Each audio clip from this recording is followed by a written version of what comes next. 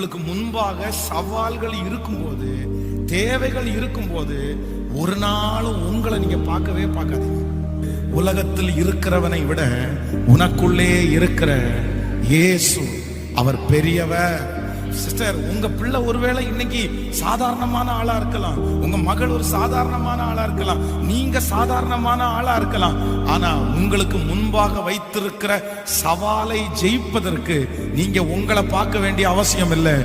நீங்களும் நானும் ஆராதிக்கிற தேவன் அவர் மகா பெரியவர். அவருக்கு அந்த சவால் பெரிய விஷயமே இல்லை. நீங்க ஒருவேளை நிறைய பேர் சோர்ந்து போய் கூட வந்திருக்கலாம். உங்களை பார்த்து என் சம்பளத்தை, உங்க சம்பளத்தை கையில வச்சுட்டு, நான் இவ்வளவுதானே சம்பளம் வாங்குறேன், எனக்கு மாசம் இவ்வளவுதானே வருமானம் வருது, நான் எப்படி அதை செய்ய போறேன், நான் அதை எப்படி பண்ண முடியும், இல்ல என்னுடைய படிப்பு, என்னுடைய சர்டிபிகேட்டை கையில எடுத்து வச்சுட்டு இந்த படிப்புகள்லாம் என்ன எதிர்காலம் வரப்போகுது. உண்மையிலே அப்படிப்பட்ட சூழ்நிலையில யாரோ ஒருத்தர் இந்த சத்தத்தை கேட்கலாம். ஆனா ஆண்டவர் சொல்றாரு, ஒரு நாள் நீங்க யாரை பார்க்க வேண்டாம்னா உங்களை பார்க்கவே வேண்டாம். நீங்கள் பலவீனமானவர்கள், நீங்க படிப்புல ரொம்ப குறைவு, உங்களுக்கு ஞானம் குறைவு. ஆனா நீங்களும் நான் ஆராதிக்கிற இயேசு ரொம்ப பெரியவர். நான் சொல்றேன், உங்களுக்கு விரோதமா இருக்கிறவங்க ஒருவேளை உங்களை விட ஒரு படி மேல இருக்கிற மாதிரி உங்க கண்ணுக்கு தெரியலாம்.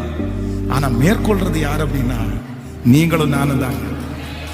அதனால சவால்களை பார்த்து சோர்ந்து போகாதீங்க, மிரட்டல்களை பார்த்து சோர்ந்து போகாதீங்க.